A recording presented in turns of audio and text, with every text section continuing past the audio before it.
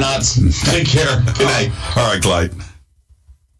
There you go. Clyde Lewis, Ground Zero, doing another simulcast. You got to love it.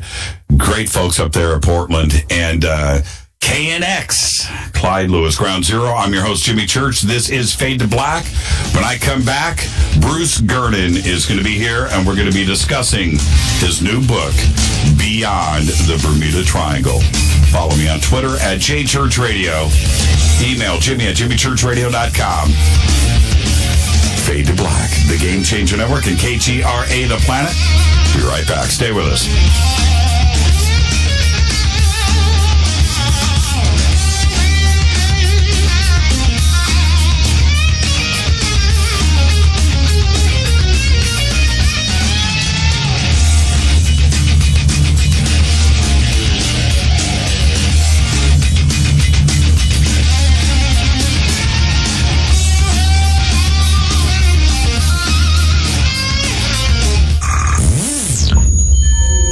You're listening to Jimmy Church, Fade to Black. Fade to Black will now pause for alien identification. The station that talks the net. KGRA Radio. When you take the beans from Central America with dashes of Indonesian and African mixed in and then roasted to the dark side of Fade to Black, you create the ultimate brew of fringe. Introducing the Fade to Black blend from River Moon Coffee. Yes, River Moon's darkest customized roast was created for the love of Fade to Black. The alchemy of masterful roasting and smoking the beans is in every sip of this full-bodied dark Java. I need my coffee dark, deep, with distinct bittersweet chocolate highlights, just like the bunker. Leaning further into the darkness of the roast is Fade to Black blend from River Moon Coffee. Just click on the banner at jimmychurchradio.com and use the promo code F2BBLEND for 15% off of your order today. Go Beckley Tepe. Hi, folks. Let's wind the clocks back 60 years. Food was different. Food provided health and nutrition, and using supplements was minimal. Unfortunately, now we have chemicals, GMOs, herbicides, and pesticides that can be quite lethal in the name of our food supply and, of course, the ever-loving dollar. Supplementing our diets can be very important to stay healthy. Cleansing from daily intruders to the body might be critical. Live strong and take charge. Log on to getthetea.com. Our herbal tea is a great way to cleanse from intruders. Our supplements is a great way to maintain and improve your health. When your health is not up to par, go to getthetea.com. No GMOs, no fillers, and organic. And very helpful in keeping you at the top of your game. Life is too short to feel, you know what I mean. Stay in the game, at the top of your game with getthetea.com. That's getthetea.com. Again, getthetea.com. 9 out of 10 geneticists agree. Fade to Black is not your father's radio show on the Game Changer Radio Network and KGRA, The Planet. Win big with KGRA this summer. Tickets and hotel accommodations to the biggest conferences, autographed books and DVDs, chances to win all-inclusive conference cruises, and private dinners with your favorite KGRA hosts. Click the contest tab at KGRAradio.com for your chance to win big this summer. Your contact for the best alternative talk radio on the planet. KGRAradio.com.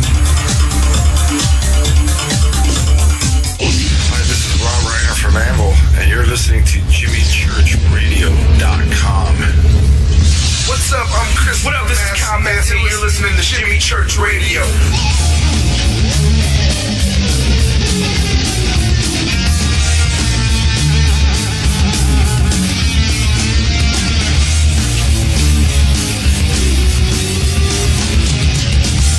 All right, welcome back. I want to thank Clyde Lewis and Ground Zero. Doing a simulcast like that is always great. Thank you so much for that. Very cool.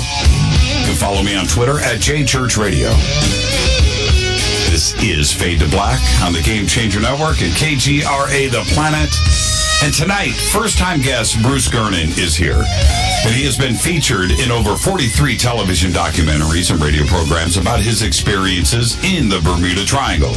His groundbreaking theory, based upon first-hand experience as recounted in The Fog, details a rare natural phenomenon that may be behind many of the seemingly paranormal happenings in the Bermuda Triangle, causing time distortion, pilot disorientation, and, of course, equipment malfunctions. He is the owner and president of Gernon Aviation Incorporated. He is a certified flight instructor. He's an active pilot since 1965 with commercial pilot ratings, helicopter, instrument, and seaplane. Gernon has owned and flown two A-36 Bonanza aircraft, Cessna 210, Cessna 182, Sea Ray amphibians, and, of course, Piper Cherokees. Tonight, we're going to discuss his new book, Beyond the Bermuda Triangle, True Encounters with Electronic Fog, Missing Aircraft, and Time Warps. He co-authored this again with Rob McGregor, and I would like to welcome for the first time to Fade to Black, Bruce Gernon. Bruce, good evening. How are you? Hey, Jimmy. All right, great. Thanks for having me on your show. Absolutely, Bruce. And as a first-time guest, you get the first-time guest disclaimer. So let me get this out of the way, which is, this is just you and I sitting on my couch having a conversation as friends. Where we start, where we end, but we're going to end as friends. There you go. You ready to go? Sounds good, yeah. Now, Bruce, what I would like to do first, your experience, your encounter in the Bermuda Triangle is well documented, and you've told the story many times, but this is the first time that you and I have had a chance to sit down and talk about this. So take us back, because it's going to set up the conversation for the rest of the evening here. Take us back to 1970 on that flight. What were you doing? What was your intention? Why were you flying out to the islands? And then take us through the experience. Okay, yeah, I'd be glad to. It was back on December 4th. When the event happened, and it took place in Andros Island in the Bahamas. That's the largest Bahama island, and it's about 160 miles from Miami. And I had been going there for almost 3 years. My dad and I were working on a project there to develop a resort on the island of Andros. And so it was like a routine flight for me. Made it maybe a dozen or more times in the past. And we went there on, it was like a Thursday, and stayed there all day Thursday. And then we were planning on coming back on Friday, on the 4th of December, 1970. And there was no telephones on that island back then. And we had to kind of guess at what the weather would be like. And so we got up in the morning, we were planning on taking off, but there was a steady downpour and overcast and steady showers over the island, so the weather didn't look too good. So we waited, and then finally in the afternoon it started to light up a little bit. It was still overcast, but and the rain started getting light. So we decided we'd go ahead and take off. And back then, you'd have to take off and then check out the weather after you get airborne, and then make your decisions as to whether to proceed. And so that's what we did. And we went to the airport. It's called Fresh Creek, the little city there, little town. And there's a big Air Force base there. Well, actually, it's a Navy Air Force base that teams up with RCA and a scientific venture on that airport that they use, but it's a public airport, but they have their private facilities there called AUTEC, which stands for Atlantic Underseas Research Center. Right. And I had a good friend that was a scientist that worked there, and we used to visit with him. So I got to see the facilities there, which are highly classified. I didn't see any classified parts of it, though. Yeah, they call Autech the Navy version of Area 51. Right. It still has a mysterious reputation, and it's very highly guarded. Very few people are allowed on there without clearances. And so what happens next? Do you guys take off? Yeah, so we took off, and it was exactly 3 p.m., right to the second, when we lifted off. And I can remember making a pass over the little terminal building, waving goodbye to my friend, and looking at my watch as the second hand past 3 o'clock. And the ceiling of the weather was 1,500 feet, so we stayed at 1,000 feet below the overcast, and there was a light mist. And we picked up Bimini with their automatic direction finder instrument that we had on the airplane, and then we used our omnidirectional instruments to head a direct course to Bimini. Hey, Bruce, can you speak up a little bit into the phone? We're starting to lose you a little bit there. Okay. Okay. Yeah, so we're at 1,000 feet, and we're going 180 miles an hour over the interior of Andros. Right. And it was overcast, but it was clear, so we kept flying. And then we reached the western coast of the Great Bahama Bank of the ocean, and we could see that the weather cleared up at that point. So apparently the storm was just over the mainland of Andros. And we've looked at weather charts from that day back in 1970, and that's what it did show. There was a large area of storms covering the entire island of Andros, but clear in between. And the winds were light and variable, and clear in between Andros Island and Florida. So at this point, you're thinking you got a straight shot to Andros. Everything is cool. Yeah, it looked real good. Right. And we still haven't contacted Miami Radio yet because we were too low to file our flight plan and get a weather report. And so when we approached the end of the island of Andros, I looked offshore and I could see this unusual cloud a few miles offshore that was shaped like a lenticular cloud. And it